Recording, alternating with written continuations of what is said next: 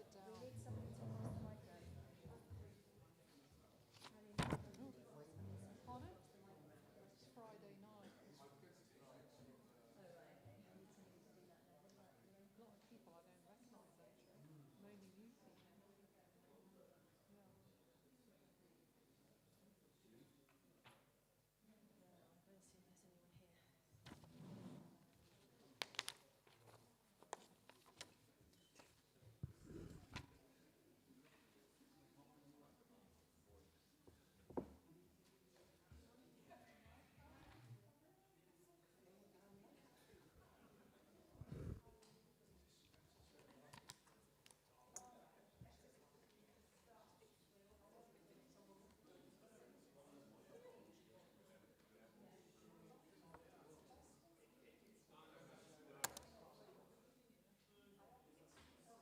going to see if there's anyone here. It's probably the worst attended one so far, I think. I left Carol in the middle because she's the seasoned politician. Is that a spare glass? I thought you like centre spot. It's like alphabetical order. It's not exactly. What is this for? Is it right?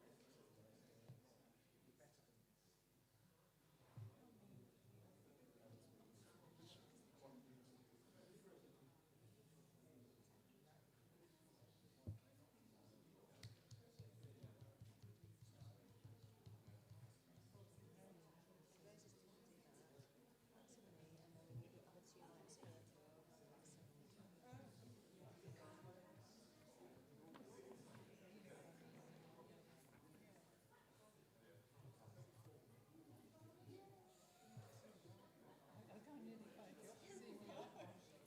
See me that one.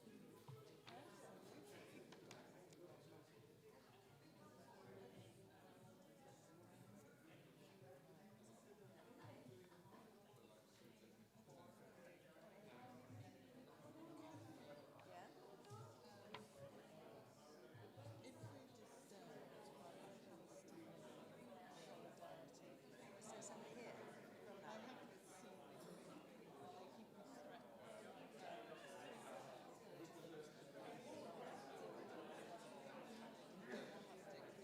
Hustings, but they They have been to any yesterday, haven't they? I don't think so. I tipped off. Nick. Thank you very much. I'll take you to get them, and I've just got to take you to get the mic.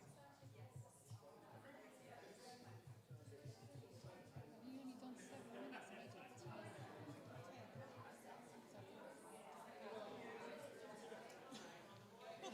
I thought everyone was padding out.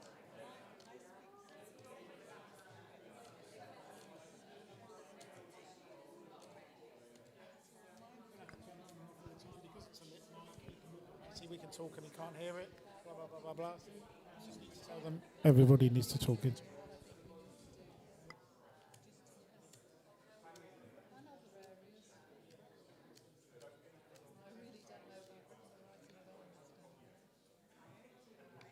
There's things we need to do, just ask questions.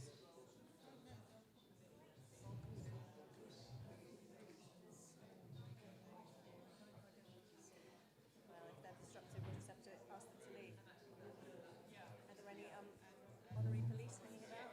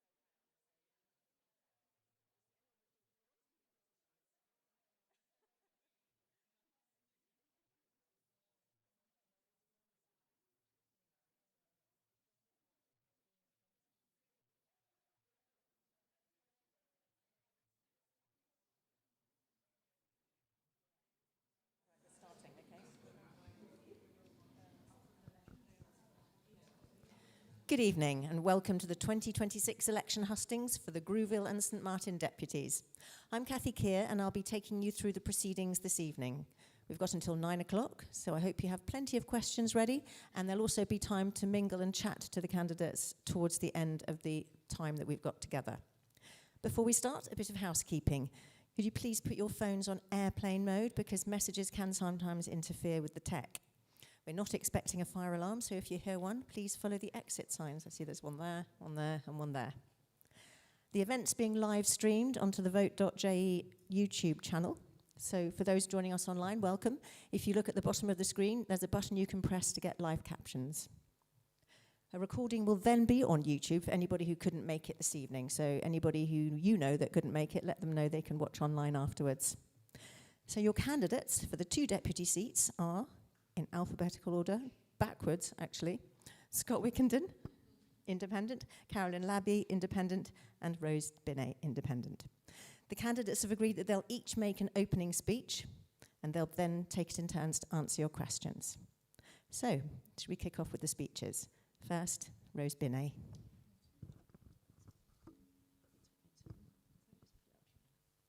Okay. Okay, is that okay? Can everybody hear me? Okay. Good evening.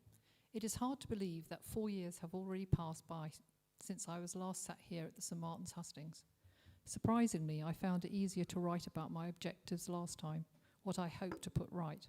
However, with hindsight, I am able to reflect on how naive I was and how unaware I was of exactly how difficult it was going to be. After being sworn in, States members commenced the process of electing the Chief Minister. Those who have been through the process previously have a distinct advantage over those new to the Assembly, when you realise how much has already been decided before you've had a moment to come up for air. This is closely followed by the next process, who is going to get a job within the government and who is not. I feel that ministerial government has created a pseudo-opposition. Those not in government have been effectively confined to the backbenchers in a reactive role rather than proactive, creating division, a feeling of them and us. Understanding the workings of the Assembly is next.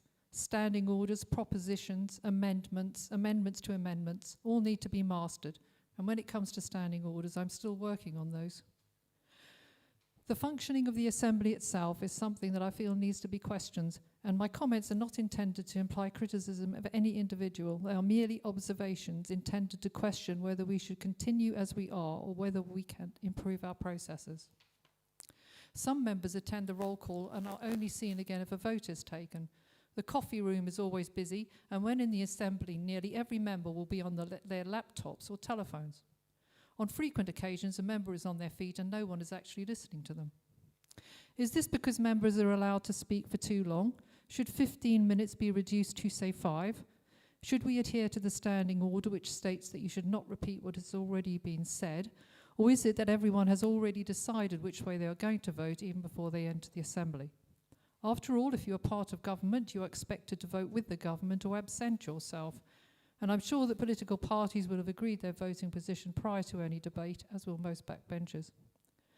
In my opinion, whoever is in the next Assembly needs to address these issues. I appreciate that I will be accused of trying to stifle democracy, but this is far from the truth. We should be functioning more efficiently, as there's an expense to running the Assembly with statescraft and government officers who are also part of its functioning. A whole morning listening to questions and questions without notice, and I'm yet to understand what useful purpose they have served. Surely written questions, which are already a well-used option, is a sufficient way to receive a response, as well as the option of meeting a minister in person if required. We must ask ourselves why more people are not interested in standing for election. Is it the thought of being elected and then finding themselves without a job in the government? Is it the thought of unnecessarily lengthy state sittings? Or perhaps it is the thought of propositions coming to the Assembly without sufficient consideration having been given to them before they are presented. Also, we need to ensure that no law comes into force until it is certain that any required safeguards or regulations are in place. We should seriously consider reducing the amount of states members. And we should consider making the term of office 5 years rather than 4. After all, it takes a considerable amount of time for new members to learn the ropes, and for over a year before the following election, the government is perceived as a government on the way out, and Assembly members start concerning themselves with re-election. Election causes periods of downtime and are costly. Should we be looking at a hybrid of the old and new? The health ministerial team, of which I am a member, has worked in a way that is similar to the old committee system, where the issues have been discussed and the work has been shared, but with the minister having the ultimate decision-making power within the government. Perhaps that which has worked in health could also work in other departments. I've considered myself lucky to have been part of the health ministerial team for the last 2.5 years, and appreciate that I have also been lucky in as much as we have all worked well together, even though we have had some very opposing views on some very difficult topics. But we've been able to respect each other's opinions, and our differing views have never caused bad feeling, which is how I feel it should be throughout the Assembly, but sadly it is not. Should we be sticking so closely to the Troy rule, a rule which presents a states member from outside of the government to work within what might be perceived as a sphere of it, because it might tip the voting balance?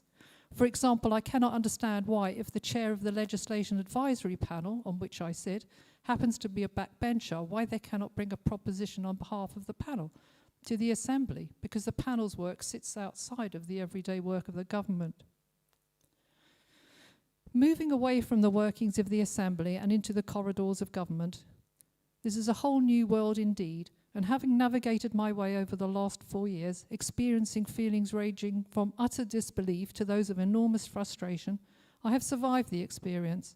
I have learned a great deal, and would like to be able to put that knowledge to good use over the next 4 years if I am able to do so. I have found the amount of time it takes to get anything achieved has been incredible, and in the real world, if a business worked at the same pace, it simply would not survive.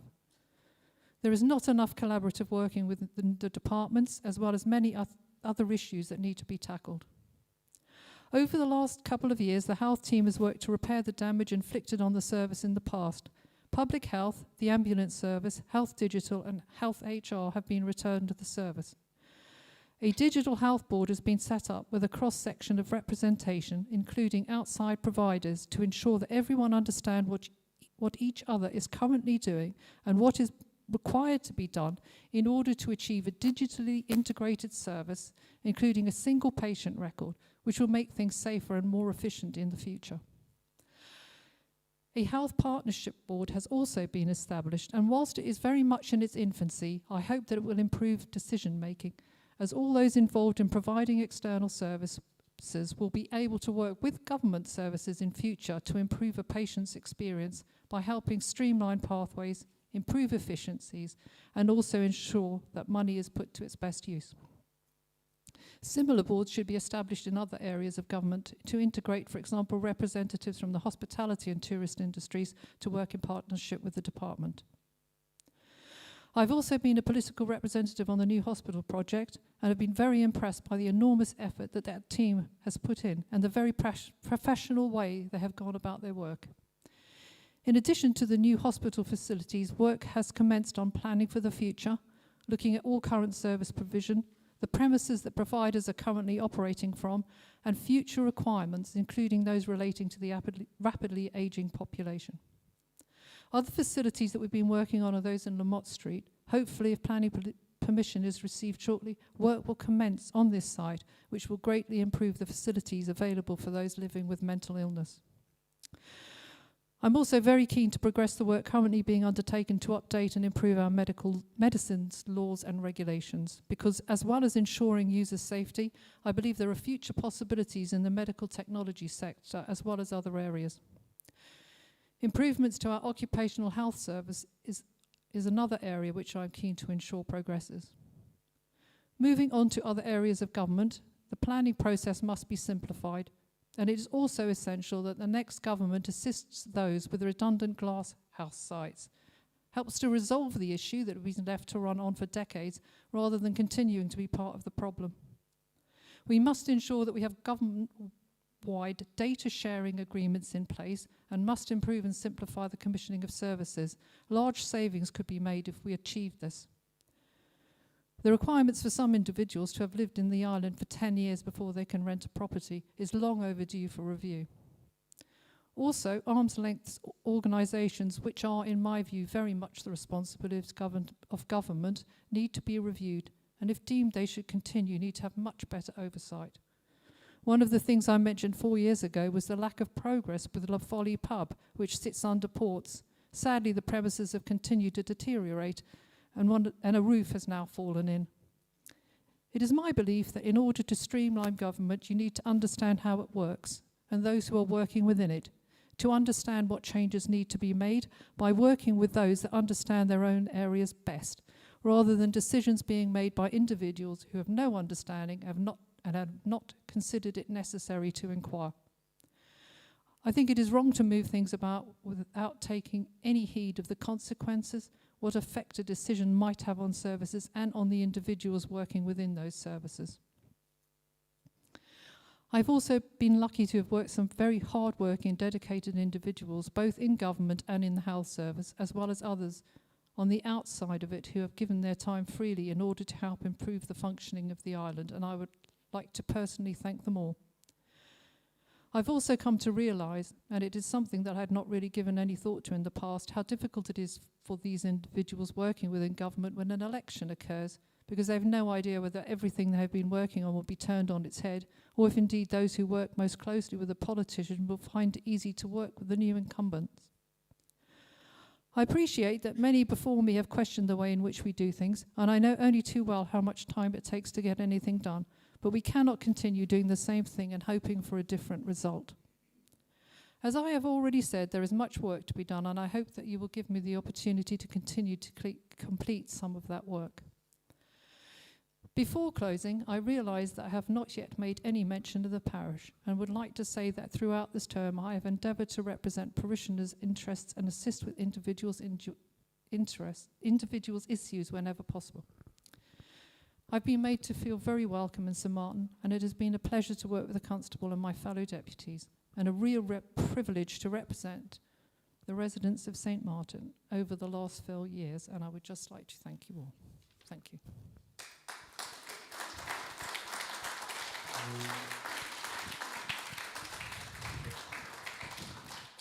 Thank you, Rose. Now Carolyn Labby will make her speech.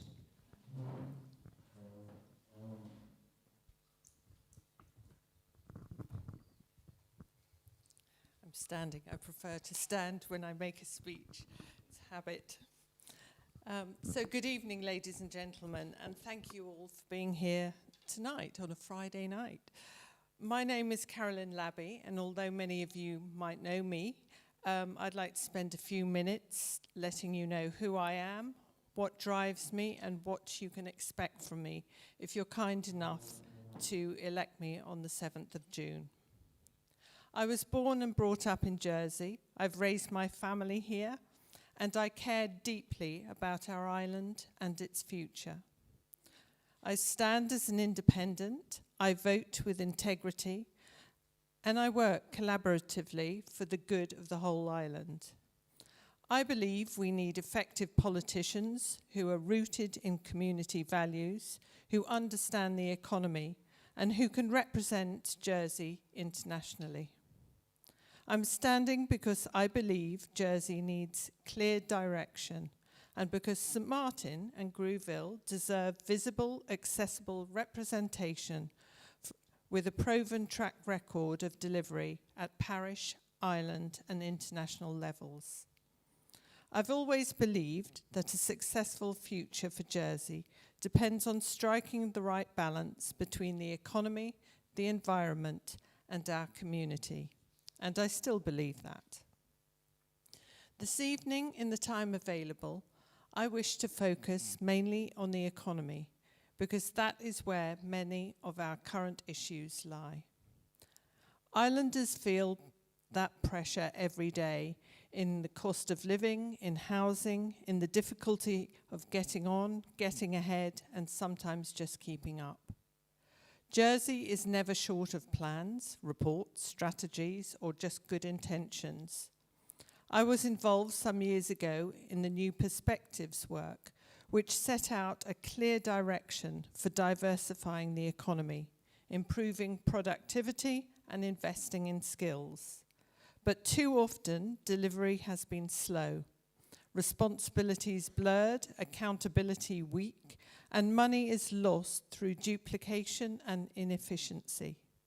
Money that should be delivering real outcomes for islanders. We need a simpler approach where progress is measured, financial discipline restored, and delivery lines are clear. We need to look again at the way we govern, and I'd agree with Rose on that one. We've drifted too far towards trying to mimic much larger jurisdictions, adding layers of regulation, compliance, and process that do not always suit a small island, let alone small businesses. That approach holds us back.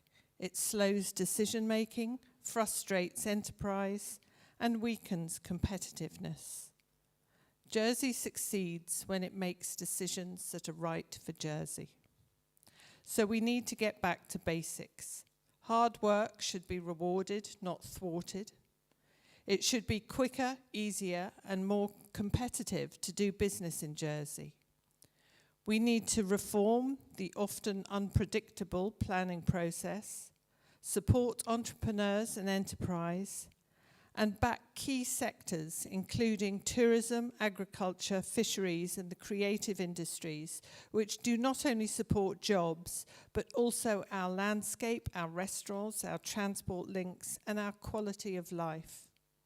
We must invest in skills. We need to make trades and vocational learning attractive again, support apprenticeships, and create more opportunities for people to reskill, stay active, and remain connected to their communities throughout their lives. Jersey is and must remain an outward-facing island. Given the opportunity, I would like to pursue better relations with our closest neighbours in France, giving focus to our visitor economy, including returning Gorey Harbour to a working harbour, and continuing to promote the island's international reputation overseas. Soft power and diplomacy cannot be underestimated. My role as International Development Minister and Chair of Jersey Overseas Aid has shown me that this work is not simply about aid. It is about relationships, reputation, and standing. It draws on Jersey's strengths and expertise in dairy, conservation, and finance, and it helps protect the island as serious, responsible, and outward-looking in an increasingly uncertain world. That is also why island identity matters. It's about understanding who we are, what makes Jersey distinctive, and where we, as an island, want to be in 5, 10, and 20 years' time. We're a small community, but we have real strengths: responsibility, enterprise, community values, and a distinct identity. We need to build on these strengths with confidence and create a vision for our island's future. And while this speech is about Jersey's future, it's also a parish election. My parish connections matter deeply to me, which is why I choose to stand for deputy. They keep me grounded in the concerns of parishioners and in the daily realities of island life. I've always believed that good politics starts with listening and staying connected to the community you serve, developing local networks and providing accessible representation, which is why I hold regular parish surgeries. It is also why I set up the Grouville Gazette, Les Grouvelles, the Grouville Community Support Group, and following its success, worked with the constable of this parish to establish the St Martin Community Support Group. And at this point, I'd like to thank all the volunteers who give their time to help strengthen community life in these wonderful parishes.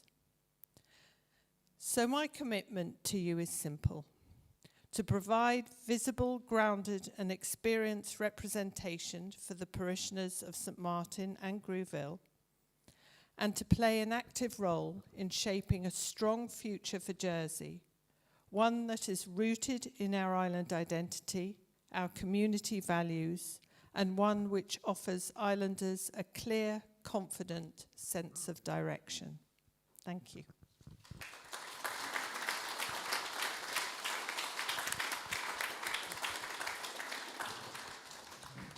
Now Scott Wickenden.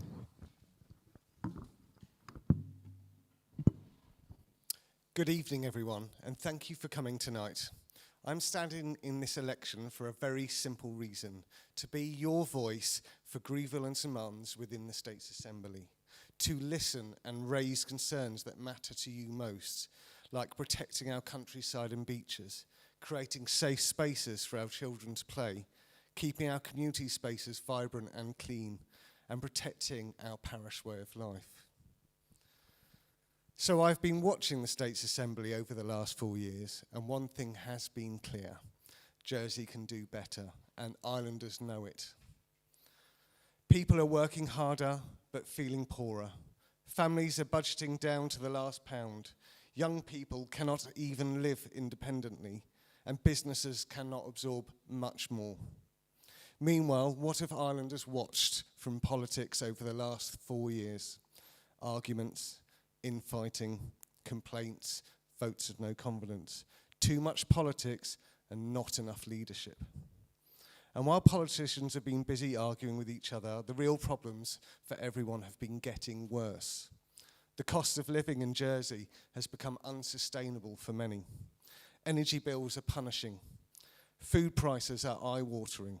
Housing is out of reach for far too many.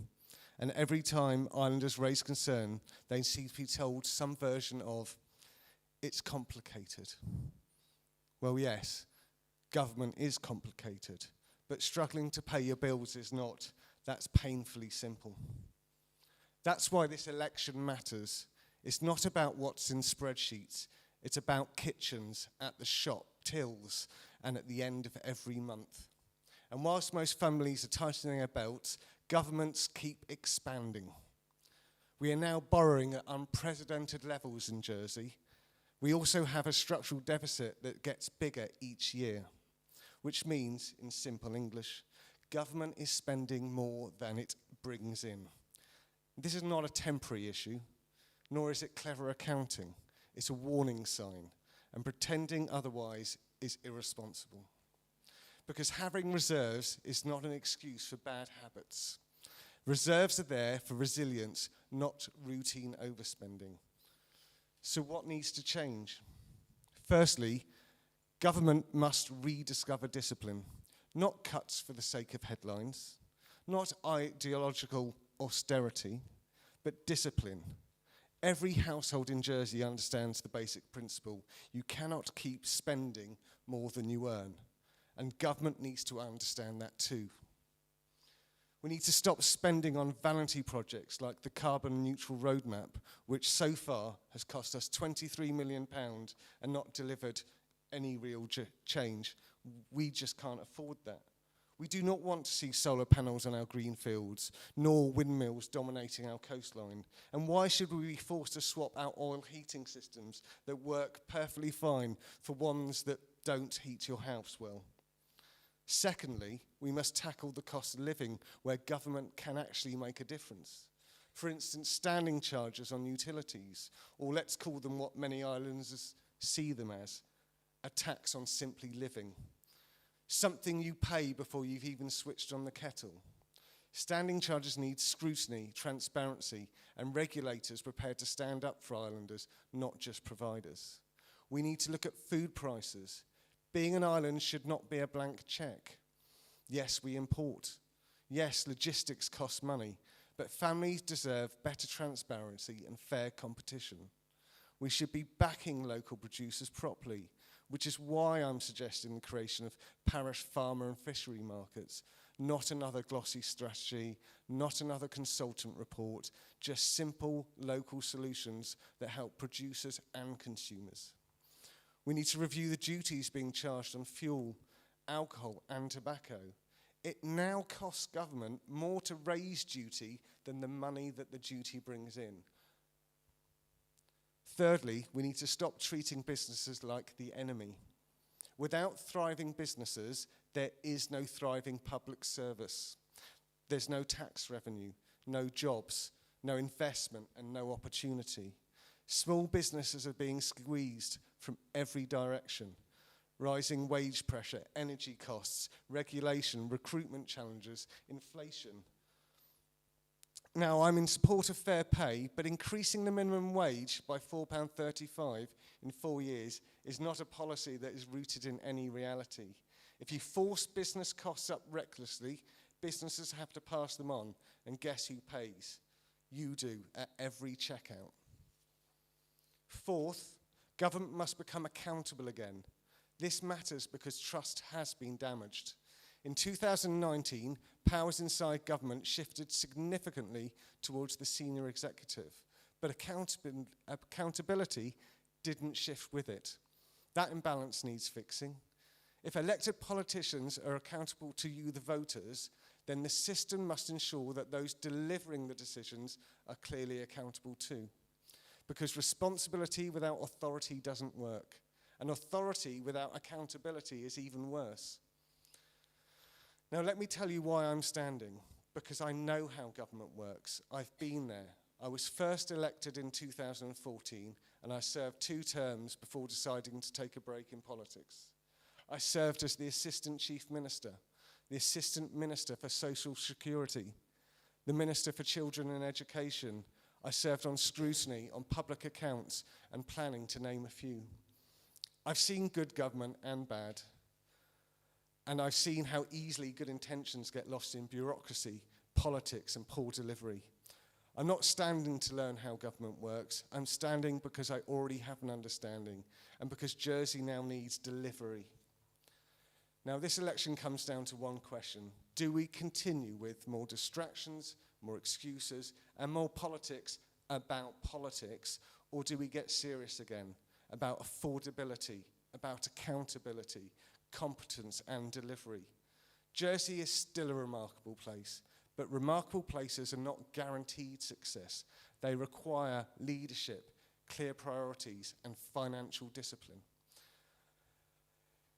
Elected representatives need to be willing to say what needs to be said, not just what's polling well. It's time for experience, independence, common sense, and representatives focused on the pressures affecting everyday life. That's why I'm asking for your support. I'm Scott Wickenden, and I would be honoured to serve you as Deputy for Grouville and St Martin's.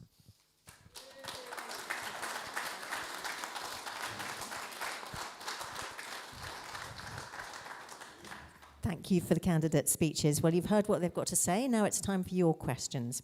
There'll be a microphone brought to you if you put your hand up, and please tell us your name and confirm that you are a parishioner either of St Martin or Grouville. And when phrasing your question, please make sure it's answerable by all the candidates, not just directed at one of them.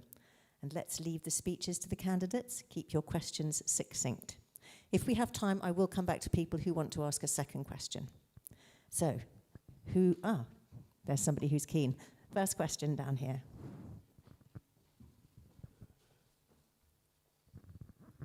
Thank you, and congratulate each of the candidates on their speeches.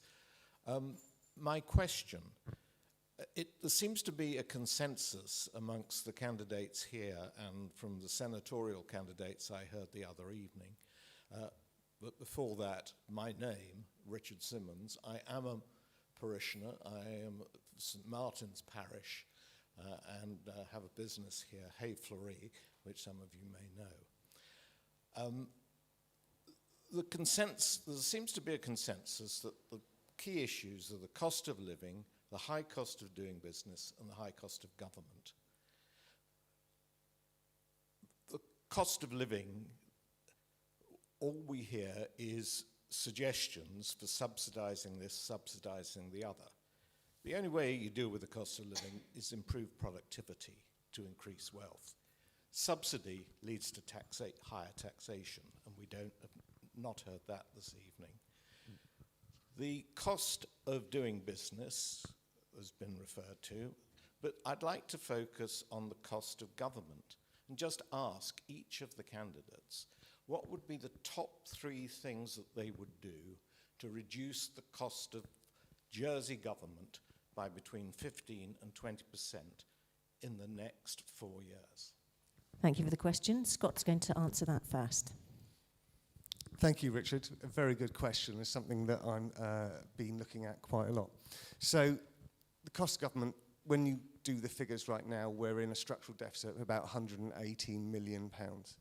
And what I would do over the next 4 years is, the problem with the way that we're accounting for paying for things is we're using not just reoccurring spending and taxes, or charges and taxes, we're using interest on our investments, dividends and the like. There's a really good article in the Public Finances Law that states that in a budget at the end of the year, you cannot budget to spend more than your estimated income, but they're including our dividends and our investments. I think we need to change that law, and over the next 4 years, by 20%, 20%, 20%, take it so that we can't use the investment money either. Force by law the government to have to reduce how much they're spending of the income. That will also mean that that investment income can go into our strategic reserve. It means, like right now, when we've got a war on in the Middle East and we're dealing with double taxation through fuel duty prices because we import 98% of everything that we sell in Jersey, we could actually say we're zeroing fuel duty right now. That's going to be about £2.2 million a month is what we get on duty and GST on fuel, and actually say that we can cover that from our reserves so that we can reduce the cost of living for everyone, because it's out of our control in any other way. So that's how I would deal with it. I think you asked for 3 things, didn't you?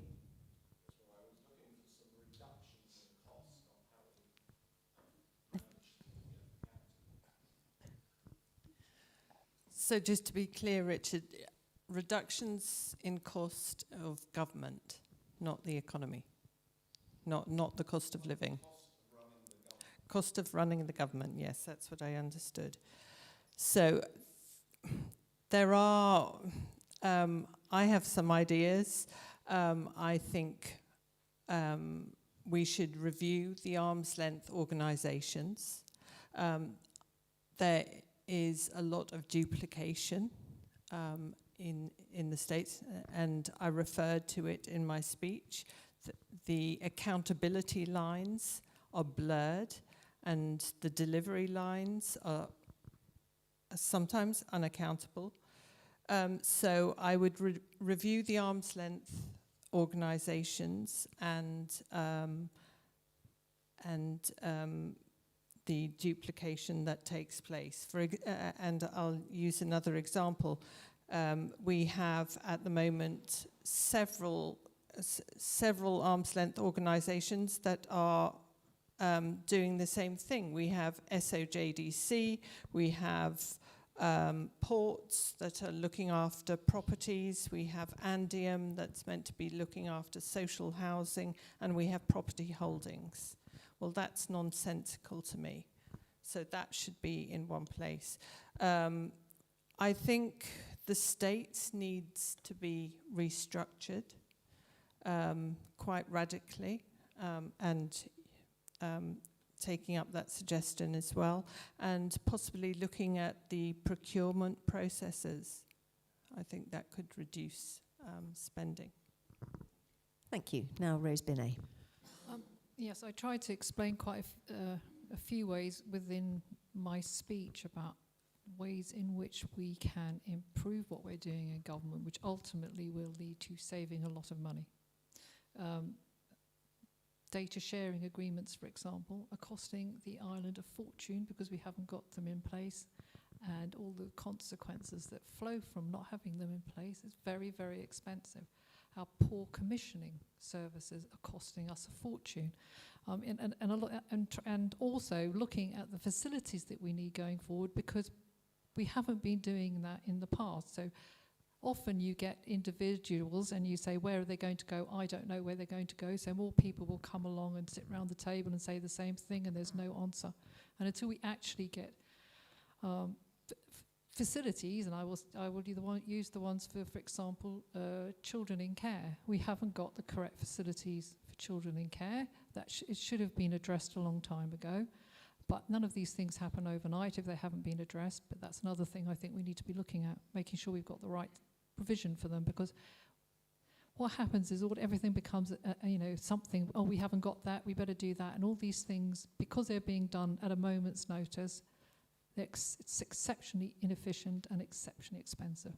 There are other areas, and I could go on, but it's basically we need to drill into the weeds, which is what I've tried to say in my speech, to get our job right, to stop it costing us a lot more money because we've got it wrong. I hope that makes some sense. Thank you. Anybody else have a question for the candidates? This gentleman here.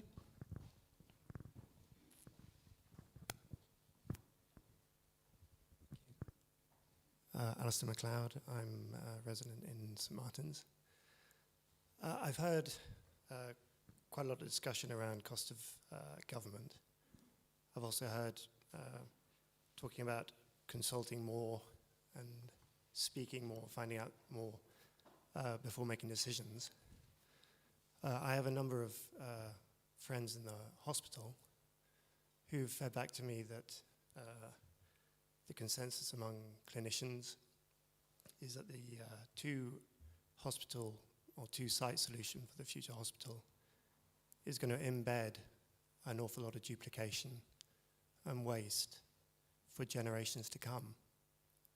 I'd be interested in knowing, I suppose, what work has been done to assess these views and whether you support a two-hospital, two-site solution.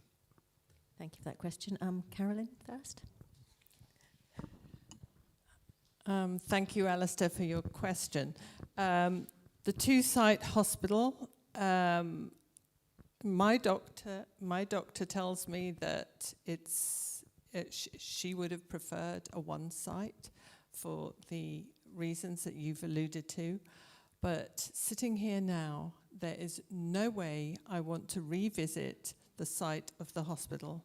Right now, we need a hospital and it needs to be built. Rose Binet. Ideally, you'd have a one-site hospital, but it was discussed over and over again about where the hospital was going to go. It ended up at Overdale. Unfortunately, the previous design did not include everything, even though it was sold as if it had everything in it that the island needed. It was far from the case. That's why we are now looking, which I also said in my speech, about different sites, as in are now at the moment looking at what's going to go on the Kensington Place site, because we're not just looking at bits of it, we're looking at all the things. For example, family nursing, who are now sitting at Le Bar, and I can't remember how many nurses they've got, but they haven't really got a proper home. So what we have tried to do is look at all the services that are used within health provision, and including charities that feed into the service, to make sure that they've all got a proper home, that they're not all floating around in rotten buildings and not being able to work constructively together. These are the things that are costing the island money. So that's why we are looking as well at step-down beds, dementia care, which is also now a problem, because yes, things have been put out to the private sector, but in reality, the people in the private sector don't want to take the patients that are more difficult to look after, because they don't make, let's put it in the truthful terms. If you have someone difficult to look after, you have to employ more staff. It's more expensive. So they will think, I am not going to take that patient into my care home because it's going to cost me a lot more money. So some of these patients are left within the hospital with nowhere to go. So we should never have shut down our facility in the first place, and I think we need to re-provide for that. So those are the things that I think we're looking at, which will ultimately save us money. But of course, you have to put the investment in first. That's my opinion. Scott. Thank you, Alistair. Obviously, I've not been in government for the last 4 years, so I don't know what's been discussed about the background, but I think it's a four-site hospital. We've got Gloucester Street, Overdale, Le Kennevet, and now there's going to be another health area near St Saviour's Hospital. We don't know how much that's going to cost. There's no overall bill on that, and I've been hearing that on the doors as I've been walking around. Like, we don't know how much the health facilities are going to cost with a four-site. How much is it going to cost for the duplication, for much as you said, to staff it, to resource it, to make sure it's got bandages and even pens and paper in there. Is it going to cost an additional £21 million a year just on resourcing? We don't know. I haven't seen any figures, and it's been frustrating, and I haven't been able to get anyone to answer any questions about anything about it. But I certainly would like to know the answers. I know many of you would as well, but I can't answer the questions. But it's something that's been a deep concern of mine for a while now. Thank you. Any other questions? There's somebody at the back there. Thank you. Tracy Jail, and I'm a parishioner of St Martin. So my question for the three candidates who very kindly put themselves forward for standing is, how important do you think visible participation in the assembly is as part of properly representing parishioners through making verbal contributions, lodging propositions or amendments and asking questions? And how would you balance that with ministerial or scrutiny responsibilities? Thank you for that. First answer will be from Rose.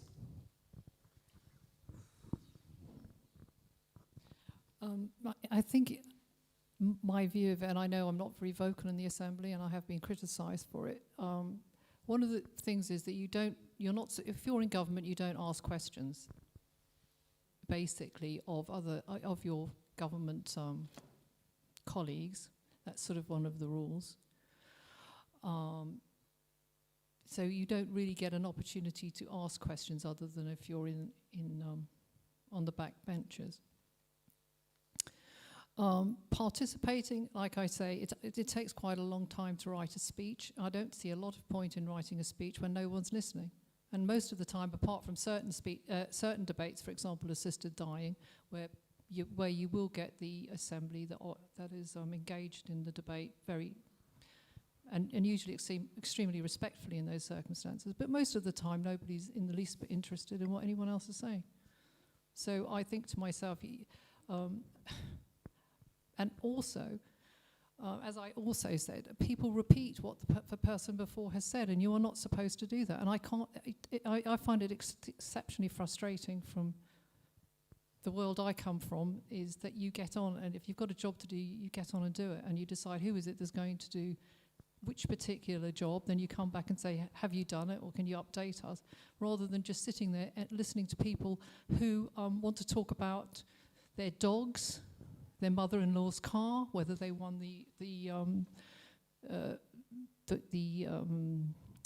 long jump, whether they've got a degree. And I mean, you can sit there, and I find it exceptionally frustrating. Maybe I'm perhaps not the right person to be sitting in the assembly, but that's how I feel. So I do not participate particularly much in it because of the way it operates, and that's why I've actually put there, I think it needs to change. Scott. Thank you, Tracy, for the question. I was always an active participant when I was in the Assembly. I lodged multiple propositions, amendments to propositions. I think it was really important when, even being a minister, you're able to talk about a proposition that was brought by any member forward. So any amendment, any proposition, I think it's valid to go and say why you're supporting it or why you're not supporting it. At least to try and get other people to think the same way as you do, or challenge their thinking and what's going on. So I just think it's a debating chamber. That's what we're there to do, is to go in there and talk about what you have told us that you care about in areas that are being lodged, propositions lodged, questions asked. I agree with Rose, as when you're a minister, it's difficult because you can't ask questions.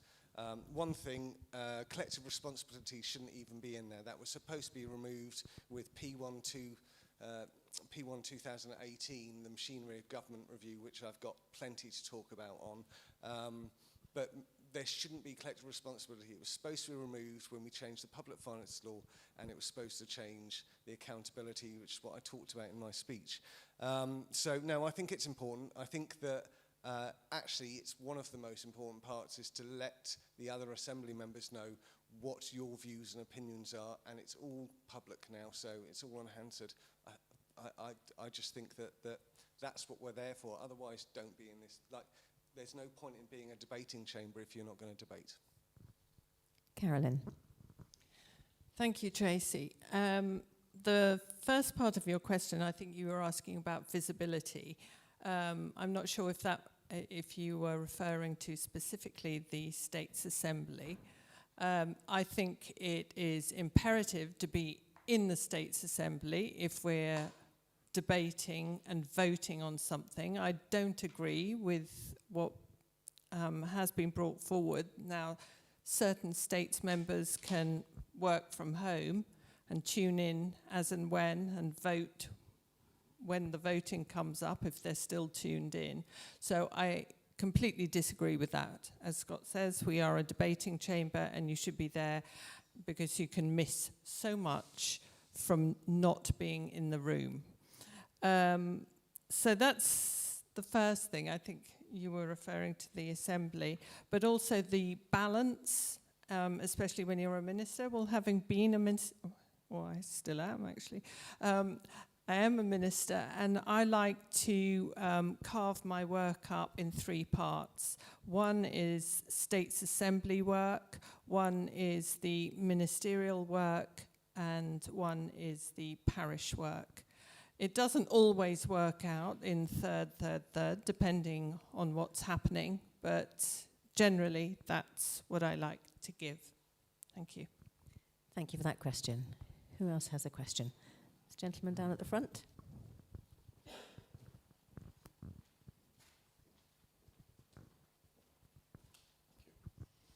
Thank you. My name is Jonathan Overland. I'm a parishioner of St Martin. I'd like to thank the candidates for standing. I think it's a very difficult job and subject to a lot of scrutiny and criticism, and I'm grateful to anyone who's willing to put themselves up for the position. So thank you. I need to make a few statements of fact to provide the context for my question, and I've abbreviated them as much as I can. I live in Rue de Clos-Falloux in St Martin and have a number of neighbours nearby. 3.5 years ago, a change of use took place on a storage shed adjacent to our homes when industrial equipment hire business For Hire moved in place of the previous tenant, a small family-owned landscaping business. That move took place with no application for planning permission. There have been no consultations with state departments such as transport, environment, and so on, and there has been no opportunity for the public to comment on the change. 3 enforcement notices have been served on this site. 2 planning inspector reports have taken place, both identifying the change of use as unlawful, and 2 ministerial decisions have been made ordering the unlawful activities to cease.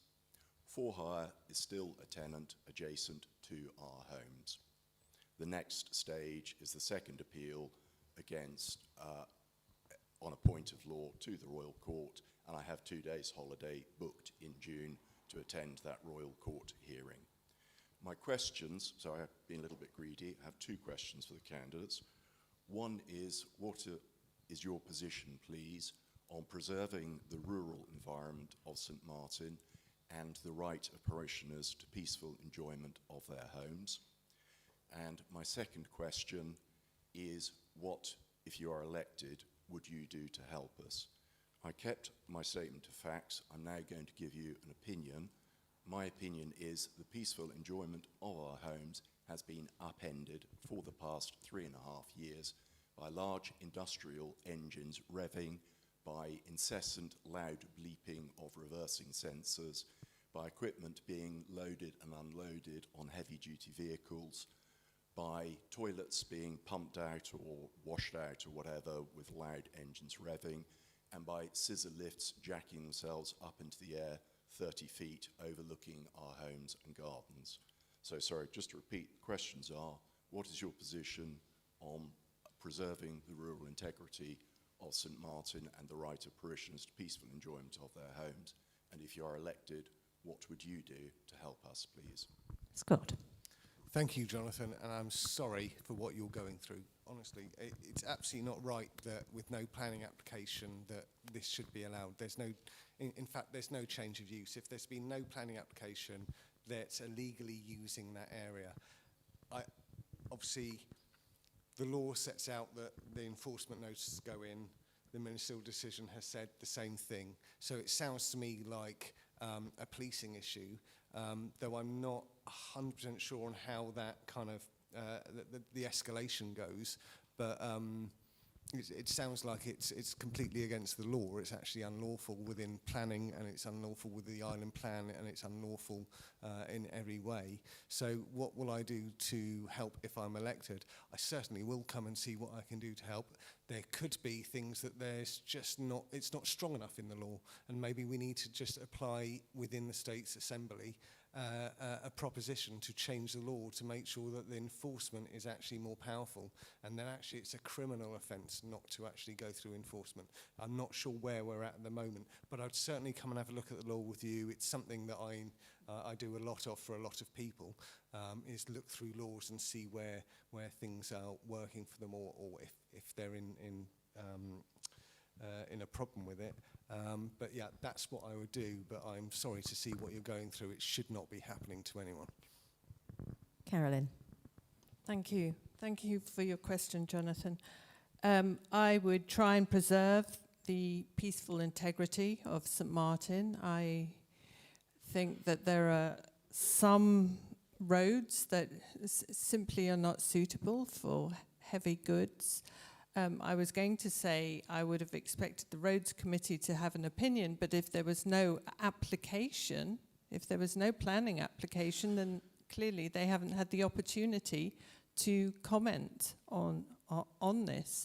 So it's clearly unlawful. It's not oddly enough, but this isn't the first situation like this. I've been working for the last few years on another site that has had enforcement notices served on it, and unfortunately the planning department and enforcement officers, I don't know if they're not properly staffed or what, but it is moving incredibly slowly, and it isn't right that in that time people's right to a peaceful environment to enjoy their homes is disrupted. So I would take that up for you as I am trying to take up the other case. We can keep on going, and hopefully in this new government the Environment and Planning Department will need to take a good hard look at itself, because it clearly isn't working in many, many respects. Rose. Hello. I think, sorry, I think the problem is the amount of different processes you can go through, so to keep delaying the inevitable decision. And that's obviously what has been happening in your case.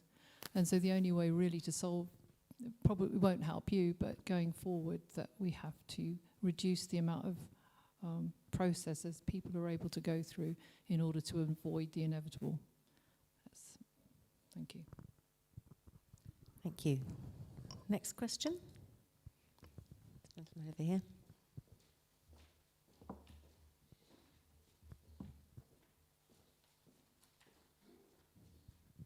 Thank you. Good evening. Colin Renouf, resident of St Martin. I'd like to return to the first question about the costs of government. And a similar question for you.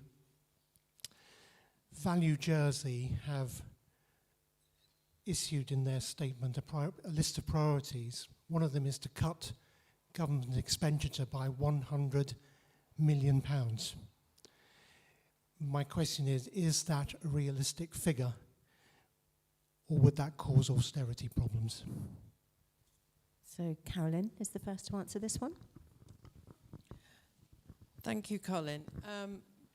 Without analysing how they anticipate getting to that figure, I couldn't comment, really.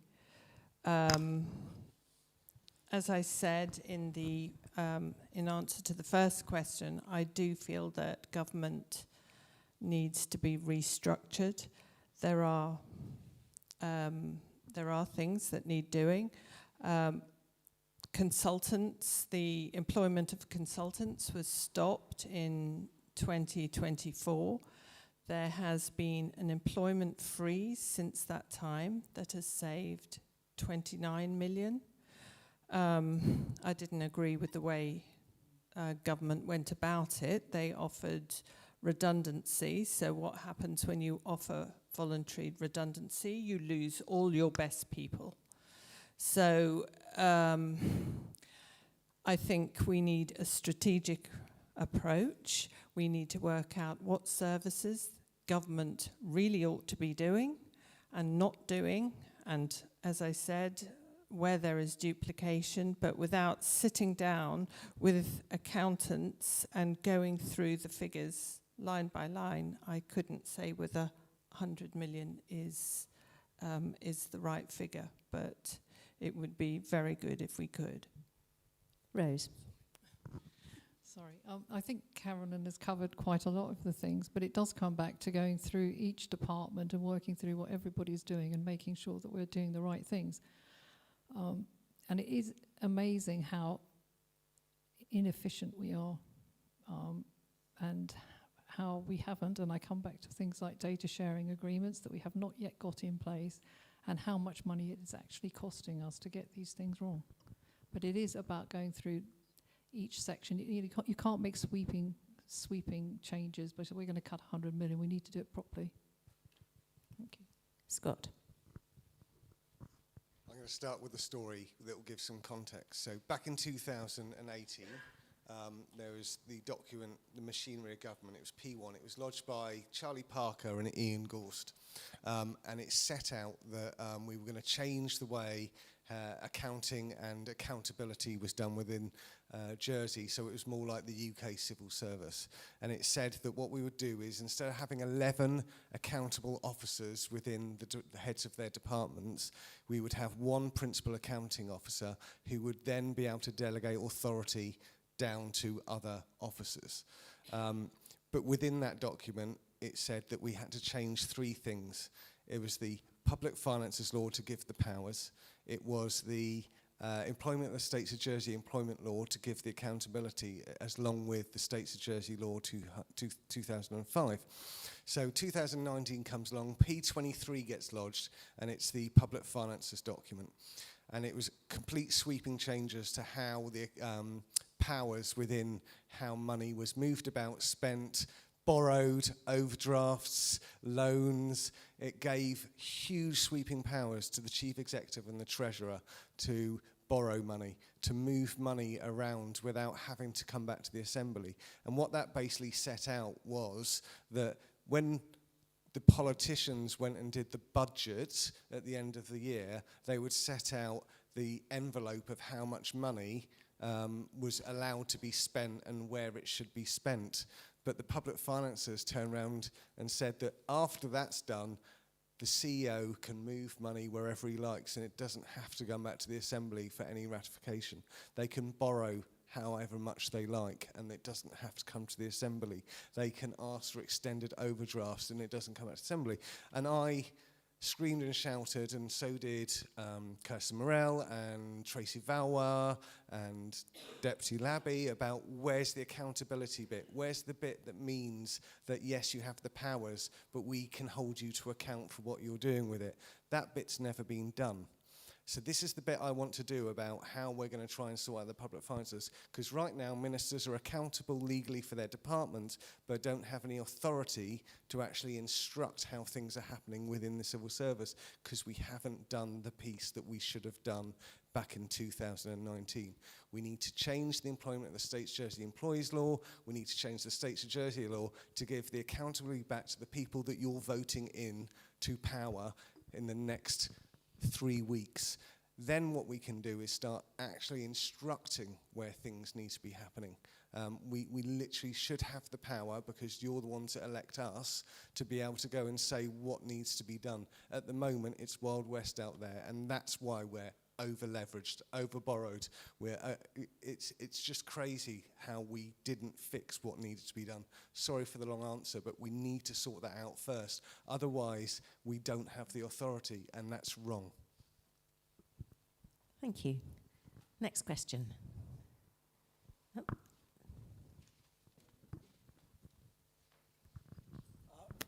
Colin Delhay, St Martin. The states recently brought in the minimum wage. It now stands at £13.59 per hour. This gives, on a 35-hour week, a wage of £475, £24,733 a year. Now, the tax threshold is set as 20,000.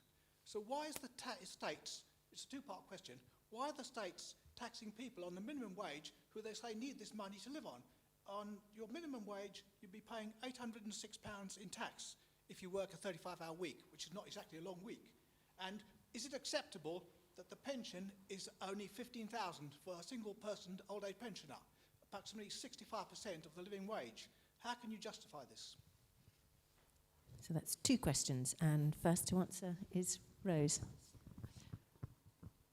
Sorry, could you just ask me again exactly what it is, because I didn't quite understand what the questions were. Sorry. Why are they taxing the minimum wage? Why is the minimum wage set at a level where the state's still taxing it? If you're on a 35-hour week on the minimum wage, you earn more than the tax threshold. How can this be right? You say you need to earn this to live, and yet the states go and take some money off you. Yeah. That can't be right. And you say this is what you need to live on, and yet the pension is only just over 15,000 for a single person. Yeah. How can this be right? You say we need £24,000 to live on a year for a living wage, and yet the pension is only 65% of that. Yeah, I don't disagree with you. I think some of the problem is where do we get the money from to increase the pensions, and where do we get the money from to increase the threshold for the lower earner? But they're very good points that you've made there, and then we should be looking at those. Scott. Another one of my bugbears.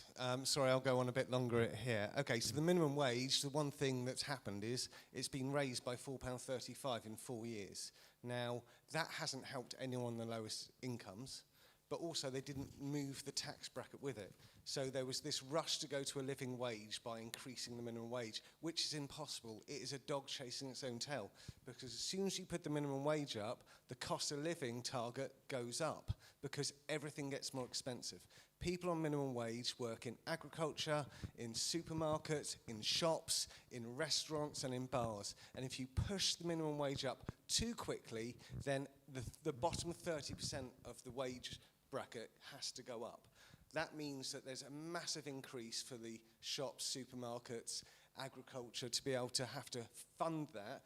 So what do? They put up the price at the supermarket. They put the price up at the restaurant. Now, middle earners and pensioners don't get anything that goes with that. It was purely just to say at an election we put the minimum wage up without understanding how damaging it is to our economy to do it in such a way. So now middle earners aren't going out for dinner as much, so the hospitality is suffering. Pensioners are going to the supermarket and finding out that it's just too expensive because their thresholds haven't been moved, their pension hasn't been moved up. The damage of putting up the minimum wage in the way that Reform Jersey have done it in this last government has done nothing but make it more expensive for everybody else in the island. They didn't think it through. It was all about winning an election or just having something to say. We need to move the tax threshold up so that minimum wage workers who aren't seeing their money go any further, even though they've had this £4.35 in 4 years, because when they go to the supermarket, everything's so much more expensive, it hasn't gone any further. Pensioners, middle income earners are suffering the most out of this because now they can't go out and do the things they want to do, and pensioners haven't even been looked at their pension when it's happened. They've not considered how much it affects the economy, how much it puts prices up. It's absolutely wrong. So we're going to have to try and catch that up somewhere. Carolyn. Thank you, Colin. A few years ago, I took a proposition to the States to try and triple lock the old age pension so that it would keep up with cost of living. Unfortunately, I lost that debate by 4 votes. I might yet take it back. But with the living wage, the cost of living, yes, I agree with you. We set the minimum wage. It is, I would agree with Scott, we've got to be really, really careful at how we increase it. It's got to go slowly. We've got to ensure that businesses can keep up, because otherwise everything, to quote someone, it's like a merry-go-round, because everything goes up, and then in the end of the day, the businesses go out of business, and then everybody's claiming. So there are no winners. I think what I would also say is people on lower wages, excuse me, people on lower wages, and sometimes when they're in need of accommodation, of housing, like the Andium, they are being charged 80% of the market rates for in rent. Now, to my mind, Andium are there to provide social housing, and I think they've lost their way somewhat, because we've got people in Andium homes that maybe shouldn't be, but also they are paying quite high rents for those for that accommodation. And then Andium are actually selling off flats now and returning. The last dividend they returned to the States was 29 million. Well, they're meant to be helping people, they're meant to be housing people, so they're making huge profits to go back to the States. So I think the whole thing needs to be looked at holistically, what people get, what the living wage is set at, low income support and accommodation assistance. Thank you. So we're ready for another question now. Lady down here.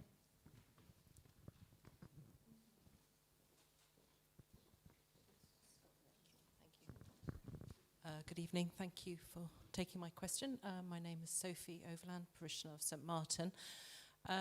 There's been a lot in the press recently about how children in Jersey with disabilities, special educational needs, have been and are still being failed routinely. Recently there was also the debacle with the Jersey Employment Trust losing its funding, and rightly, I believe it was reinstated. What, if you are elected, what do you think you could bring to the table to fight for these children and young adults, and to give them a fair chance of inclusion, not only as children, but as they grow up into young adults and into grown-ups? They all deserve, their place in society. Where do you think it's gone wrong, and what do you think you can bring to the table to fight for their rights? Scott. Thank you, Sophie. Another area of my manifesto, actually. Special educational needs is something that's growing for children on and on at the moment.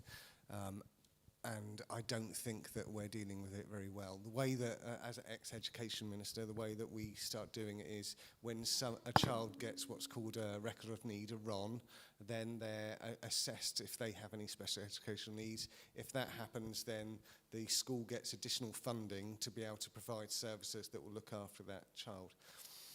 I just think that we shouldn't be doing it at a school individual school level. I think that what we need to be doing now is creating a special educational needs department and pooling our resources to make sure that when children have needs and they've got a run, that we're using the resources in a very consistent manner across children, that they should be reporting to parents before schools, so that the parent knows what's going on with the supply of services and equipment that's needed for each school. I don't think the money should be going into school-based budgets and then spent on that child and try to be tracked. I think we need to totally remove the whole situation, create its own department, and then start looking after the children with the resources that we have in a consistent manner for each child. That's what I'll do. Things about Jersey Employment Trust and the money, I think that we need to be going out and helping people fill in the applications for why they need money and not leaving it up to these charities and services to have to try and work out what we want as a government them to say to apply for a grant or apply for money. We should be proactively going out and saying, you do amazing work in the community. I know that if you weren't here, it would cost government this much money, so we should be sending people to go and help them fill in the grant applications to make sure they understand what it's about, and also check how the money's been spent previously and help them fill all of that in. Because if we didn't have people like the Employment Trust and many other charities, the cost to government of providing those services would be huge, or people will just be left on the side of the street, and that cannot happen in this island. Thank you, Sophie. Carolyn. Thank you for your question, Sophie. This isn't an area that I work in at the moment. I do know that there has been a report done. I haven't yet seen it. It hasn't come to ministers as yet, on education reform, because obviously with the dwindling numbers and the demographic, that has got to be considered, but also there has been a rise in the special needs. So there is a piece of work that I believe is being conducted now by the chief officer, head teachers, and some specialist teachers. I think the states should be in amongst that lineup that I've just listed. There should be charities involved in it, and I certainly feel that charities need to be involved far more in, if they are providing a service that the states aren't, or even if they are sort of an additional support, states ought to be working with charities. So yeah, I agree they ought to be very much supported, because otherwise, you know, that's what government should be doing, looking after the vulnerable. Rose. What I have noticed is we have got, as Carolyn has said, an increasing demand for these, providing for special educational needs and other, you know, mental health services. We're going to have to look at how much that is, you know, do some projections for costings, because we're looking at trying to cut budgets, and we're also looking at increasing demand. So these things are quite difficult to balance out. And when it comes to JET, I come back to some of the things I said in my speech about that government needs to get its data sharing agreements and its commissioning properly resolved, so that we do not have any future problems with charities, because that's some of the major issues of why these things are going wrong. So when that is sorted, a lot of these other issues will come right. Thank you. Any other questions? Is anybody who hasn't asked a question want to? Let's go to somebody. We'll come back to you afterwards, okay? Hang on, wait for the mic. It's on its way. Terry J.R., parishioner of St Martin's. I recently went down to Archewandle, and there I saw two descriptive boards. A descriptive board at Archewandle and also at Roselle. And these descriptive boards are to do with explaining about the area, so giving information to tourists and local residents. And I was appalled to see the condition that these boards have now come to. It's quite embarrassing, in fact, when you have visitors coming to the island and you sort of go round to these different parts of the island to be impressed and hopefully come back again and you can't find any information about them. If elected, what would you do to ensure that the limited funds that the island apparently has now, as mentioned before, the deficits that we're running now for the last 3 or 4 years, what would you do to ensure that the funds that we do have are spent on worthwhile projects and not projects, for example, like Broad Street, where 2 million plus is being spent, which to my mind I think is a waste of money, ridiculous waste of money. Carolyn. Thank you, Terry. I'm not entirely sure who is responsible for those boards, whether it's National Trust, Jersey Heritage, or the state's infrastructure department. I'm not sure. So they should be kept. You had my speech about island identity. I think we ought to be incredibly proud and proactive about our identity, not only to visitors but to locals too. So I'm more than happy to find out who is responsible for those boards and see if something can be done about them. I agree. I mean, Broad Street, and we've got another one happening on the Esplanade with the bus lane. I'm not entirely sure what's purpose. I know it will make it look nicer, but at a cost. So the thing with ministerial government is it's a decision of a minister. That those kind of decisions don't come to anyone else. That's why I am in favour of, I think I'm one of the few states members still in there that was part of the committee system. Yeah, I'm that old. So, I much preferred that system. The decisions were spoken around a table with 5 or 6 members. It was discussed. You could liaise. You could sit on a couple of committees. So there would be that cross-pollination so everyone knew what everyone else was doing. I know it wasn't perfect. And I would personally like to see a hybrid system come back. I know that's an incredibly long way of answering your question. I've managed to get onto the committee system, but I hope that answers some of it anyway. Rose. Probably the boards are the responsibility of ports, which is an arm's length organisation, which also I mentioned, I think needs to be looked into. I am not sure that they're doing everything they should be doing. And as to the improvements in Broad Street, the one thing I will say, I've spent more time in town in the last 4 years than I have in the rest of my life put together. And when you are there and you are walking around the town a lot, I have to say how much I appreciate the fact that there isn't as much traffic. So if I lived there, I can understand that it's a vast improvement for people. Also, I think if we are trying to attract tourists to the island, we have to have something that's worth people coming to see so that they will go back and tell others that this is a lovely place to come and visit. I don't think we've got our tourist offer right at all, and I'm digressing from your question, but I do think that if we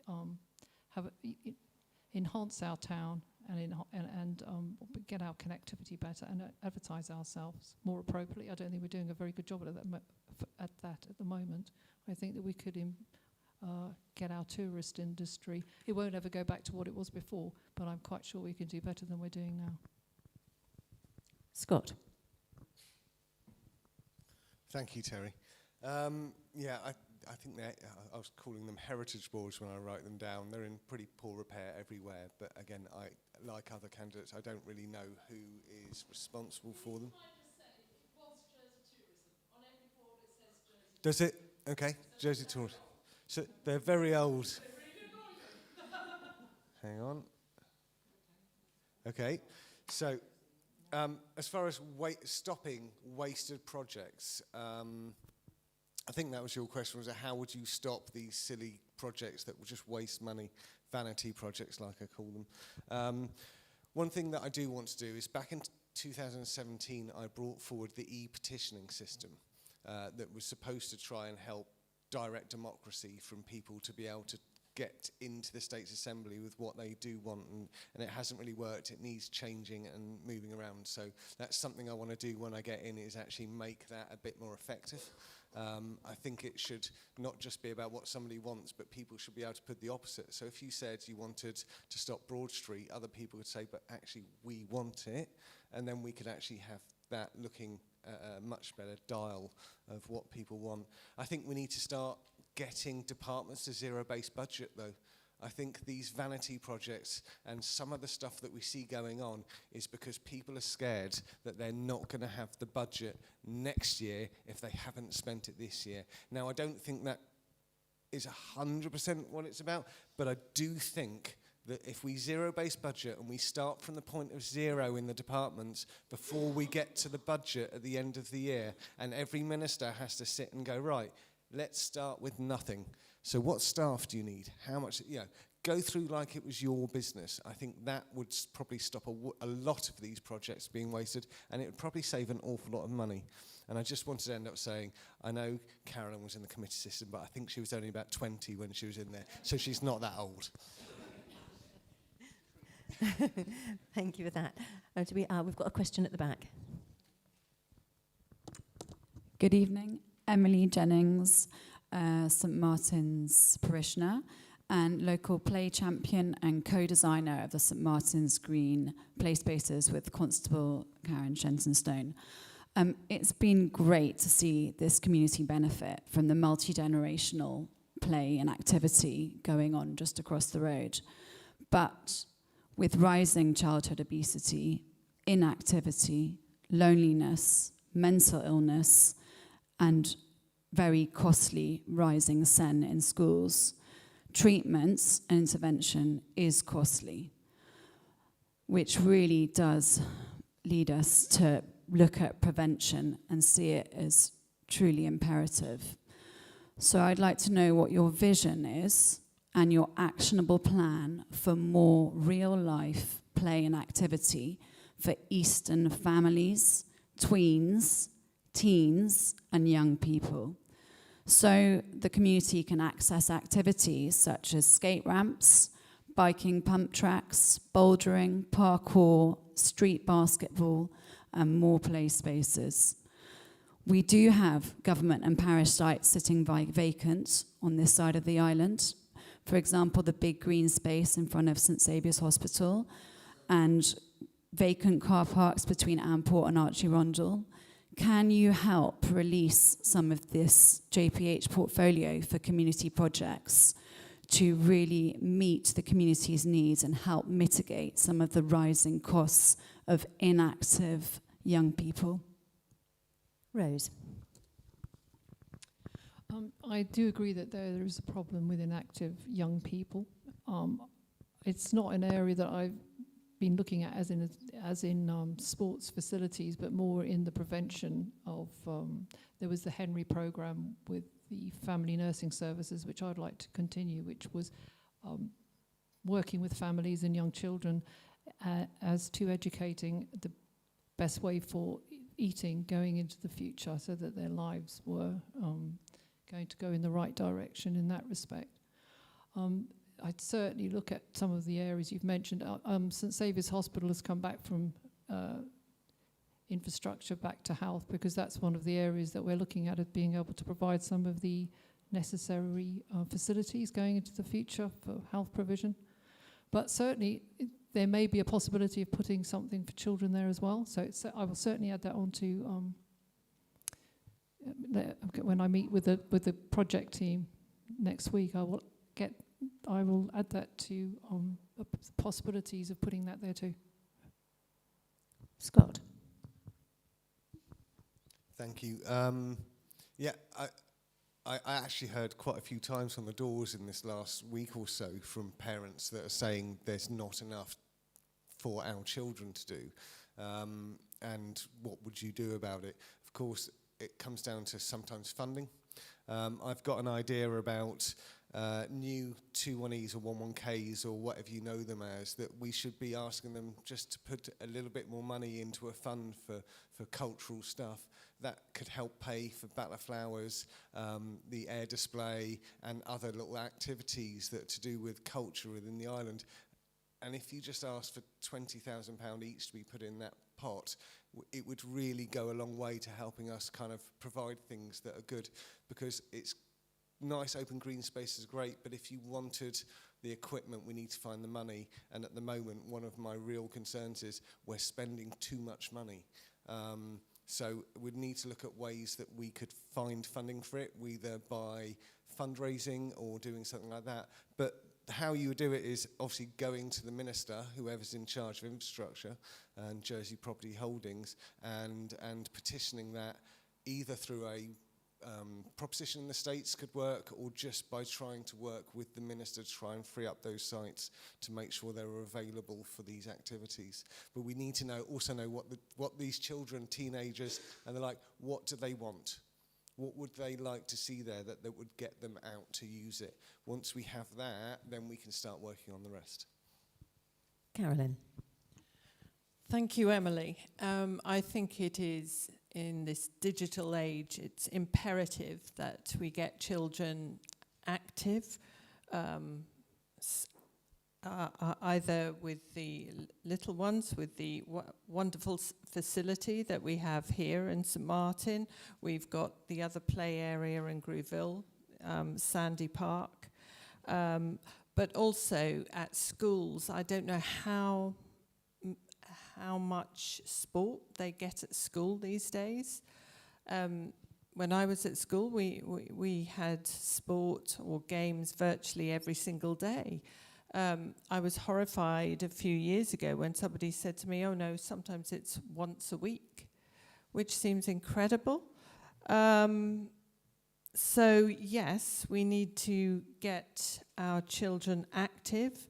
I would like to see them all almost compulsory to join a club before they leave school, or doing something with culture, or an interest anyway. We're not especially well served with sporting facilities in the east of the island. There was a vote in the States in this last term to turn Le Rocquier to provide sporting and a swimming pool at Le Rocquier, which to my mind would be wonderful. That vote was lost, unfortunately. Here in this parish, we had a parishioner applying to use their own monies to provide paddleboarding facility, and it was turned down by planning. Well, I passed the paddleboards on my way into town, sometimes on my bike, and the paddleboards in St Clement are full. They're full at sort of 8:15 in the morning. There's people queuing up to get on them. And planning turned down the facility here. So to my mind, it's nonsensical. So we're back on planning like we were before. So I really think we need a good hard look at how planning operates. Thank you. Thank you. Anybody else want to ask their first question? If there are no more people with their first question, I'll come to you, Jonathan.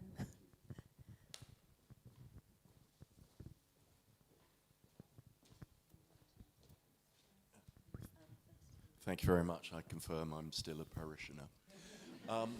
There's been quite a lot of comments about pensions and minimum wage and things like that. I have a slightly tongue-in-cheek question for the panelists to begin with, and then a more serious one. The first question is, looking around the room, why do you think young people are not interested in coming to listen to you? My second question is, what do you think the prospects are for young people living here in terms of being able to afford their own home and to bring up their own children here in Jersey? Okay, thank you. A double one again. So young people not here, and can they afford to create a life here? Scott? Interesting. I went to a house not far away just the other day, and the lady that I spoke to at the door was saying, she heard somebody come to the door, and they had the booklet with all of our 450-word manifestos in. And she said, "It's my daughter. She loves this. She's really engaged with it." And I said, "Brilliant. You know, the Hustings is on the 15th. Why didn't you get her to come down? She might be able to ask questions." She went, "She's in the middle of her GCSEs. She is not doing that." So there's a level of that. But I get what you mean. It's not just like school students and the likes. Young people don't get engaged. I think being a Friday night's not helping us today. I reckon that if we held this in the Royal St Martins at my work, there would probably be a lot more younger people there at the moment. About affording your own home and raising children, there's no magic bullet, and that's the awful thing. You know, we can't legislate to take 40% off the price of your house so that you're out of equity. Building more is something. We've got sites that we can use. It's got to be brown sites doing that. But my twin brother, he went away and had his family in the UK, and he's now come back and he's brought his profession with him. And now him and my beautiful nieces are all growing up in Jersey, where it's safe. There's great beaches, and sometimes that will be the way to go, is to go off, get some experience somewhere else, come back, and then be, as you're a Jersey person, come and do that. But young people, I mean, I saw some posts the other day of some young people that have managed to buy a home. I don't know how they did it, whether they got the bank of mum and dad, quite likely. But I think we need to build more to be able to make it more open and available. But I wish there was a magic bullet, because I would fire it straight away. Carolyn? Thank you, Jonathan. I was a politician that brought a proposition to get 16 and 17-year-olds the vote. It was quite controversial at the time. We were the first place in the British Isles to do so. And now we have a job of work to educate them in our constitution and how politics works in the island. Now, we have an issue, or we had an issue, that it was a case of training the trainers. The teachers don't necessarily know how our constitution works, how our political system works, because they might have come from the UK. So there is, and I think there still is, a job of work to be done there. But it was one of the recommendations in the Island Identity report that I chair. We have a parishioner at the back of the room that is doing the most fantastic job right now in educating our young people. She's got a whole program going on in schools whereby they're having mock assembly, mock debates, and they can come into the assembly. And so that hopefully will help educate them. But why aren't they here tonight? It's Friday night. But anyway, they might be watching live streaming, you know, on their computers. Housing, yes. Well, it is an issue for young people. I've got my son sitting in the audience there. It is most certainly an issue for young people, but I think we could help them. We could reintroduce the state's loan scheme that we had years ago, a loan to be paid back when they sell the property. But I think that would help, because a lot of them are paying huge rents, and if only we could get them into a home of their own, you know, make that step for the deposit, because paying huge rents, they can't actually save for the deposit. So if we were to loan them to be paid back, like I say, on the sale of the property or whatever, that would help them. And quite often the mortgage amount is the same as they're paying in rent anyway. And there's other ideas about shared equity. Thank you. Rose. I agree with Carolyn about the excellent work that's being done at the moment in educating children into our democratic processes. As far as housing is concerned, I don't think there is an easy answer to it. I know the house prices are falling, but obviously we've got a problem with mortgage interest rates going up. And the volatility in the world at the moment isn't helping anything at all. So perhaps we could, as Carolyn has suggested, relook at state loan schemes that worked in the past. But once again, we're looking at more money, and everything we're talking about is more money. And when in the States Assembly, propositions are brought, and it's more money, it's more services. And then on the other hand, we've got, but we mustn't be spending all this money. So it's very, very difficult to get a balance between what people actually want and what we can afford. So we have to look at everything in the round, really, rather than just bits in isolation, which I think is what's been happening in the past. It is really having a whole view of what this island needs, what it can afford. Thank you. One more question? Okay. David Smith, St Martin's parishioner. Listening to the conversation, my sense is that we cannot go on living with a 20% tax rate. We keep talking about what we can't do and we can't spend. We haven't got enough money to do what we want to do. What is the panel's attitude to progressively increasing the rate of income tax and indeed perhaps even introducing capital taxes? Thank you. Carolyn. Thank you. Thank you for your question, David. The 20% rate will be moved or increased at our peril. If we introduce capital gains tax, inheritance tax, again, at our peril. We have a finance sector that attracts business based on our stable tax environment. And the finance industry is currently pays £6 in every 10 of our tax collected. So, I mean, basically the finance industry pays for our hospital, education, and part of our social security liabilities.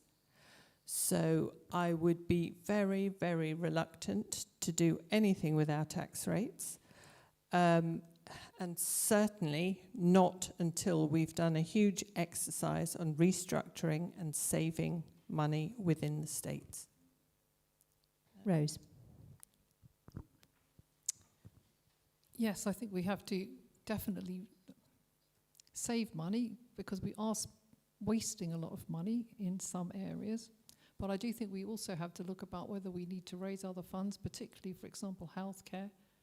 People are living an awful lot longer than they did before. They're living with comorbidities. They're more operations, more living longer with ill health.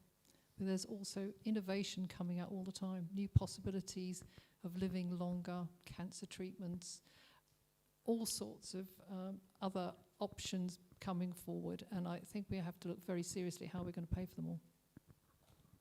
Scott.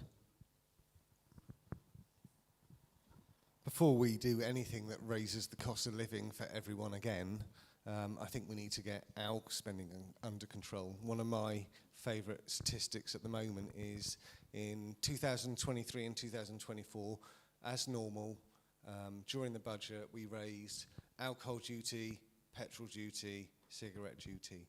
Over those 2 years, it raised an additional £2.2 million over the 2 years, but it had an effect on RPI for 0.4%. So we raised £2.2 million and 0.4%. Our government wage bill is £700 million. That 0.4% at the time actually had an effect of £5 million in increased wages. Okay, so we raised £2.2 million, put the cost of living up for everybody by 0.4%, and then had to find £2.8 million from somewhere else to cover the cost of government for that increase in RPI. That's where we need to start looking. We need to start working out. We're in a reverse curve for how we're doing things like raise money, because when we do something that actually creates inflation, we don't raise enough money for how much it costs us. That's where we should be looking. Thank you.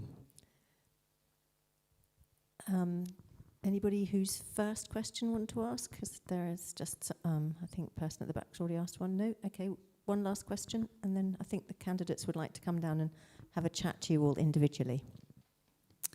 Just a question and a request to review the Le Public land, so I guess that's the JPH portfolio, for our parishes, to release them back to the community to collaboratively co-design and co-fund to serve the community rather than be a burden. Because the playground opposite, this is in response to Scott's answer to my previous question, was actually funded entirely through donations. So just by releasing land to the community and giving agency back to young people who've already expressed what they want out east. There is no skateboarding out east, and the town one's been closed and is now tied up in a planning appeal. There is no street basketball out east. There's no biking pump track. We've got 2 younger playgrounds, but we have got nothing for teenagers. And they're the ones that are really causing a lot of the mental health costs that are rising. So can we please release some of that land to the community? Can I go first on this? Do you mind? Well, it's Rose's turn to go first. Okay, Scott. Yeah, so I think, what I'm hearing there is, how do we get Jersey Property Holdings to release the land so that it can be used for the parish? Once we do that, we can find the money somewhere else. We will be able to get the funds to be able to create the things we want. But the really hard bit is going to Jersey Property Holdings and saying, there's this piece of land in our parish, and it would be brilliant to be able to use it so that we could put a skate park on it, because we don't have these facilities. Again, it's talking to the minister, whoever that will be in the next assembly. I think we'll certainly, whichever one of us, of the 2 of us out of the 3 are in, when the infrastructure minister stands up and says, I want to be the infrastructure minister, I think that should be one of the questions we ask about releasing land in the east. But other than that, propositions to the states. If you can't get anywhere, bring a proposition to the state, make your argument within the state's assembly and make it happen. Okay. Rose. I think Scott's really answered it. It's got to wait until the next assembly. But could I just ask you again, aside from St Saviour's Hospital, which sites were you suggesting that could be released in the east? It's like a boatyard car park between Amport and Archie Rondell.